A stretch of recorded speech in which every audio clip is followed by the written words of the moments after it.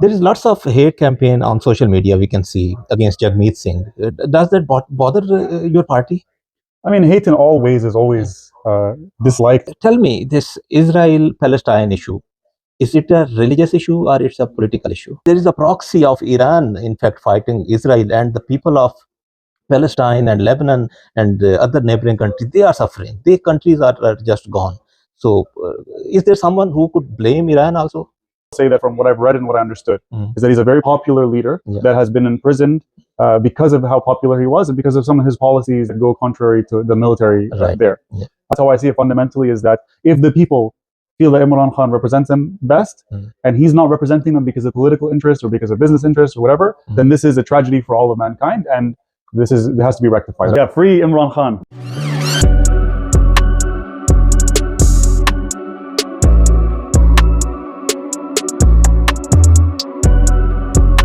बिस्मिल्लाहिर्रहमानिर्रहीम। ख्वातीन हज़रात, जैसा कि आप जानते हैं कि कनाडा में फेडरल इलेक्शंस हो रहे हैं। 28 अप्रैल को फेडरल इलेक्शंस हो रहे हैं। यहाँ पे मुख्तलिफ कैंडिडेट्स जो है अपनी अपनी कैंपेन्स कर रहे हैं। आज बहुत सारे लोग एक फ़लस्तीनी निजात जो कैनेडियन है उनकी सपोर्ट के लिए आए हुए हैं, जो कि यहाँ पे इलेक्शन में खड़े हैं। और यहाँ की मशहूर जो एरन मिल्स राइडिंग है, वहाँ से ये इकरा खालिद का मुकाबला कर रहे हैं।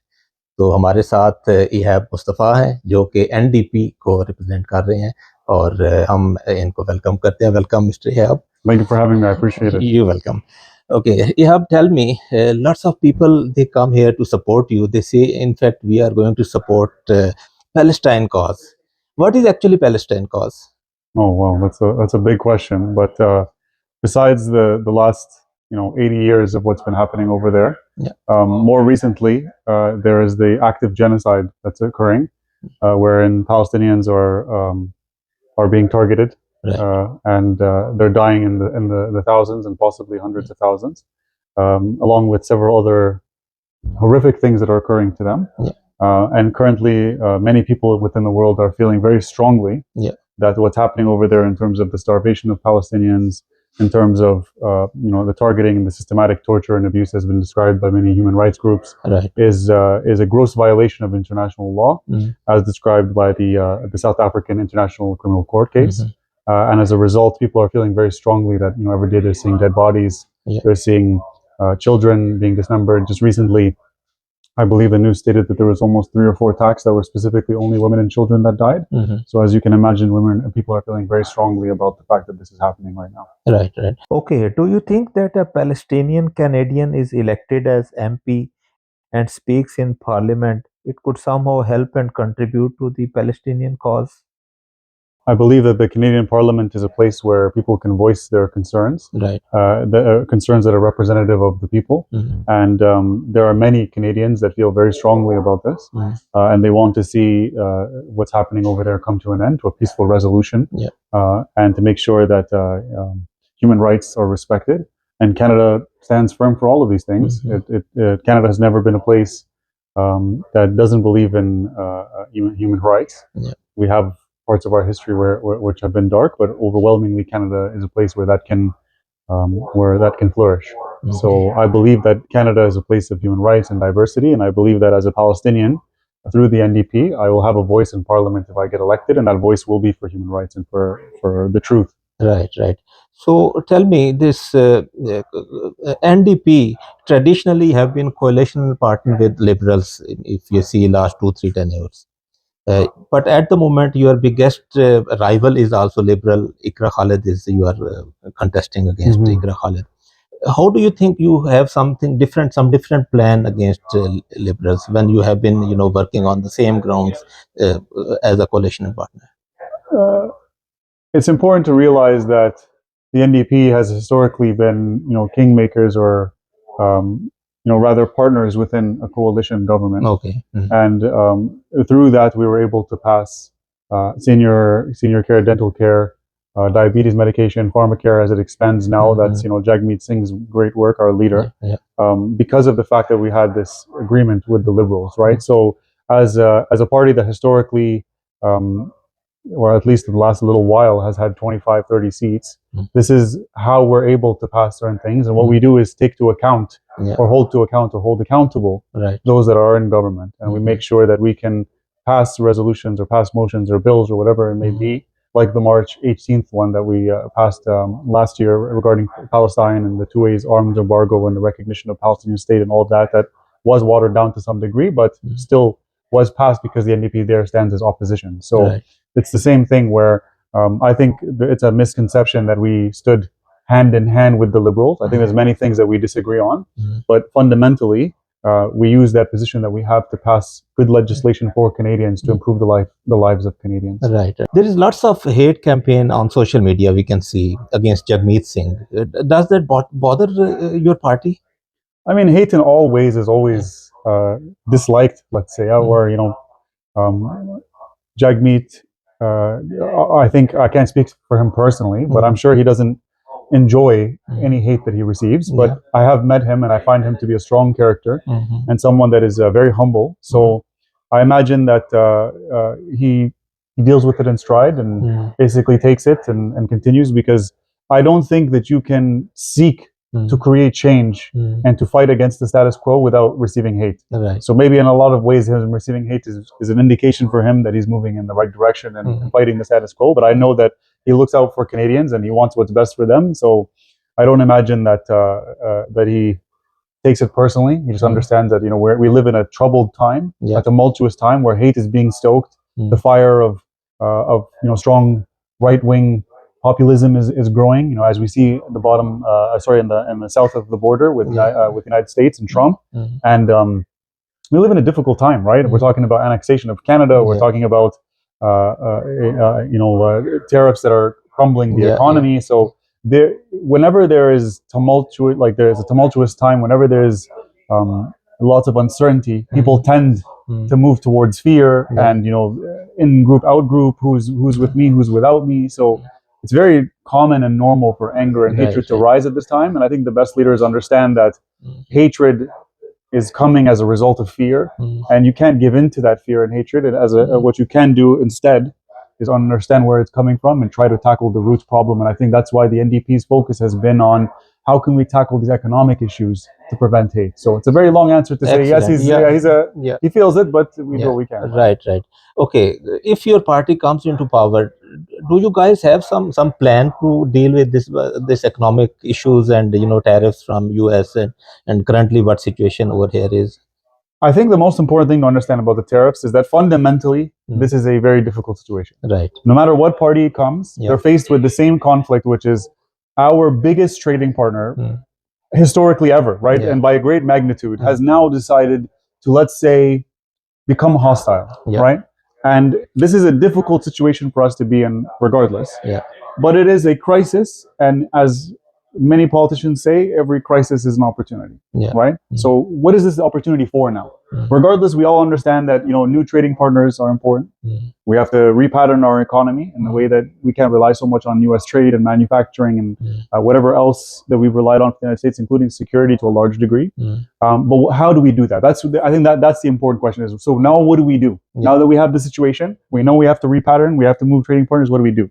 And what we don't want to do, I'll start off with that part.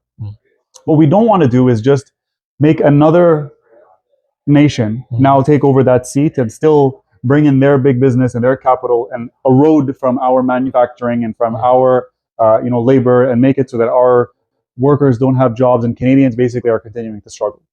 And that's the most important thing that happens, is that we protect Canadians. So the NDP, in terms of our plan specifically, there are many facets. There's the workers' plan that the Jagmeet put forward recently.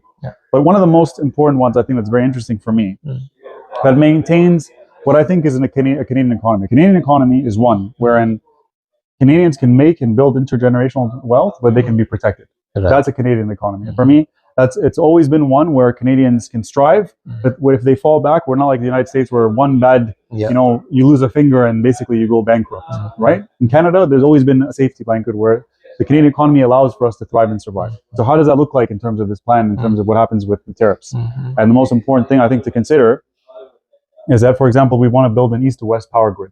There is so much energy within the United States, within Canada. And instead of looking for external partners to help fill that deficit, let's build a grid across the nation.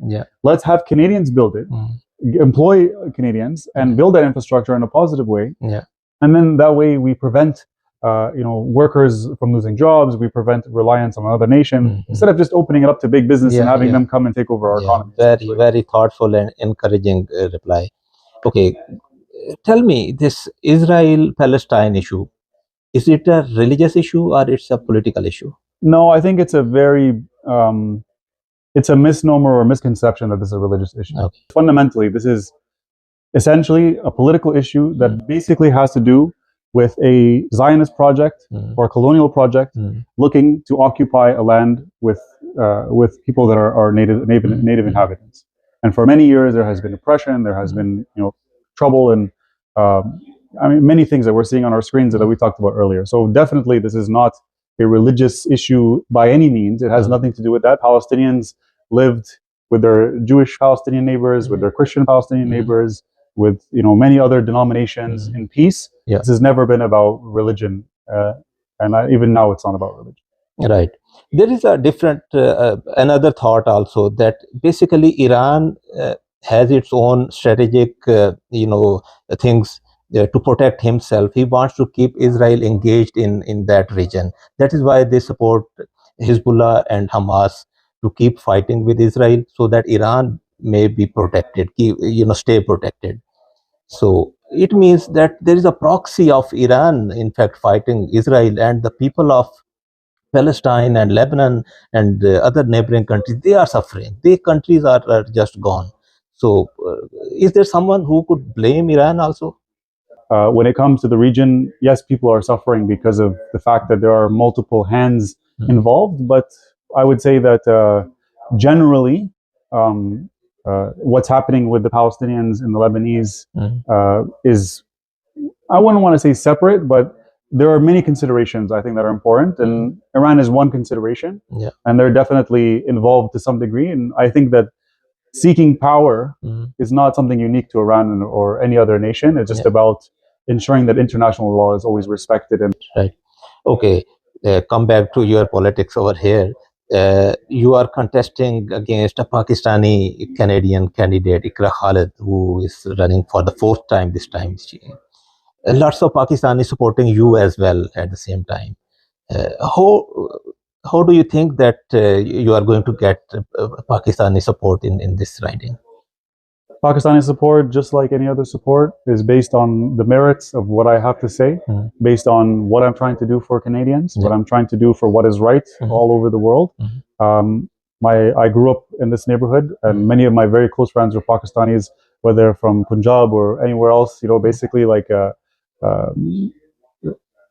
I've been raised in this area with many Pakistanis, and I know them to be just like every other nation, which is that they're considerate people that care a lot about the truth and what's good, but also about making sure that they have economic prosperity in this country. Right. And I think that they recognize, like many others, that what I offer and what the NDP offers is both, which is what's good, what's truthful, what's honest, what's going to be beneficial for human rights, but also what's going to be good for us in terms of our livelihood and longevity here as Canadians. So they've been receptive because of this, and I think that they'll continue to be receptive because of this. And I hope that the dialogue between me and the Pakistani community and the rest of the communities continues in this way. Excellent, excellent. One of the popular Pakistani leader is in jail back home in Pakistan.